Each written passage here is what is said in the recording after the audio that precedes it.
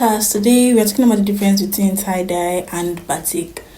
So I want to enlighten those that don't know about it, what it is about. Tie-dye is basically folding a fabric in any shape or form and basically adding dye to it to give you a desired design or color. So for instance now, let me use this napkin as an example. I can choose to put this in a box shape and dip it in dye after I have mixed my chemicals and my dye together, depending on the kind of dye you want to use. And you have to make sure it's 100% cotton because not all fabrics can retain dye. Some reject the dye and you just waste your dye. So you have to be sure about the fabric you are using before you dye the fabric. So you're not going to say, Big Five told you something. I am not there. So once you've folded your fabrics, you dip them in different shapes, different colors you desire. If you want to put it in blue, for instance, now this is already in lilac, so I can choose not to use lilac. I can choose to use red, pink, orange, golden yellow. These are popping colors and bright colors that I feel like may come out well with this lilac, because lilac can bring out other colors, not just lilac, just like white brings out other colors compared to if you use a different fabric to dye the fabric. You get my point? Does that make sense? There are different techniques for tie-dye that I am not even aware about with all my years in learning. So some squeeze it, some crumble it, there are a lot of techniques you can use for tie-dye. And the beauty of tie-dye is it is an expression of colors in my own perspective. And whoever decided that yes, he was going to create tie-dye, thank you. I'll search for the founder once I'm done with this. So compared to batik is you using wax or corn flour to retain a certain color of a fabric while adding dye to it. Let me explain. Calm down. I know you don't understand. Let me explain it to you.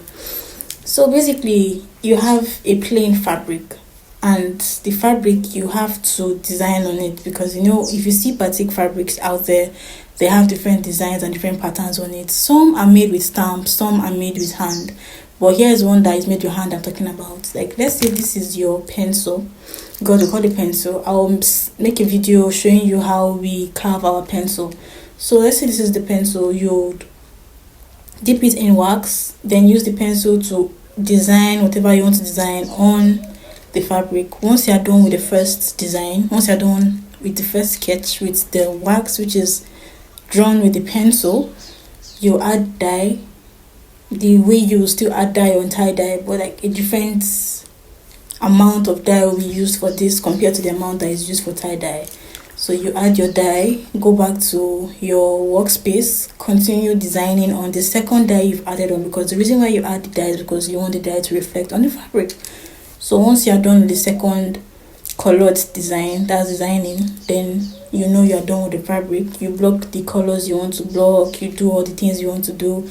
Then you add the last final design or final color. Then once that is done, you will go ahead and de-wax. So batik takes a longer process to start to finish compared to tie-dye does. If you give both textile designers, if you give a tie-dye designer and if you give a batik designer 50 fabrics, same time, same day, same moment, and tell them, okay, I need you to deliver this fabric to me, maybe you don't give them time range. I bet you the tie-dye designer is going to actually work faster than the batik designer, because batik takes a lot of time, energy, focus. By tie-dye, you can make a mistake and your mistake is going to be it's going to be seen as, oh, you made a mistake, it came out even more beautiful than I expected. That's the mistake most people make in tie-dye. If you make mistake in batik, it can be, oh, the color doesn't rhyme, oh, the wax is too hot, oh, the wax is too cold, the fabric is too soft, it can be anything. So if you make one single mistake in batik, that's all, that's the end. You just have to work on a different fabric, so you have to be very, very careful on each fabric you make. You have to take care of each fabric so that you don't have a mistake, because your customer will not know that I did mistake. That's not your customer's business. The customer is worried about, oh, I want you to deliver as soon as possible and I want the best work you can do, because if you don't do it well, you're not going to get a good referral. So you have to work very, very good when you're being a batik designer. And even though it's a very, very slow fashion, people don't really know much about it, and those that know about it want it at a cheap price because, oh, is it not just small time to take?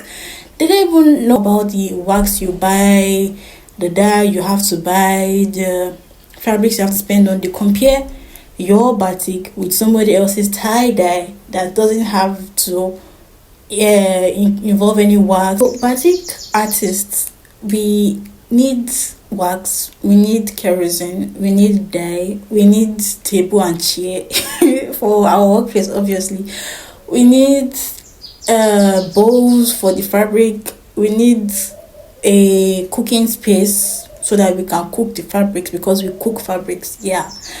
We need where the dyes will go to, because we don't want to contaminate the environment. So you have to have a selected place where you do it. Tie-dye, you freestyle in your house. Nobody's going to come and hold you for it. But for batik, if you don't have the house, if you're not the owner of the house, you're not going to come and tell you, oh, you are stressing my house. My house was clean before you came. I can bring another tenant. You get. So you have to have a environment that actually helps you, or a very, very good drainage system. As a batik designer, these are things you have to consider while being a batik designer. So all that comes in play for me to give you a very good fabric. And you are still telling me I'm going to call it the same money I'm collecting for tie and dye? You say what? Pardon? Come again? That is what most batik artists have issues with. And again, we don't have the recognition most of these tie-dye artists have, because anybody can wear tie-dye. Even somebody abroad can wear tie-dye. But batik, you have to understand the history behind it. You have to understand the kind of people that wear it. You have to understand what it is native to. Most people that buy batik from me are those who have this traditional value, that they know the traditional value of batik. Those are people that feel like getting from me, and people that want to like do ashwebi, like, oh yeah, I want to show people that yes, I am a Yoruba person, or yes, I know what this fabric is, or yes, I'm one of the OGs that represent, yeah, they're one of the OGs of the Yoruba land that understand, okay, started from Eleko before I moved to this. Those of you, thank you, I respect you a lot. So basically, this video is just to educate everybody, and for those people that confuse tie-dye and batik together as twins, they are not twins, so they are sisters. One is a last born and one is a firstborn.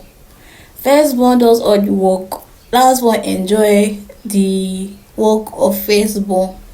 Firstborn is batik, last born is tie and dye. Hope you understand. I hope this makes sense. Thank you for joining us.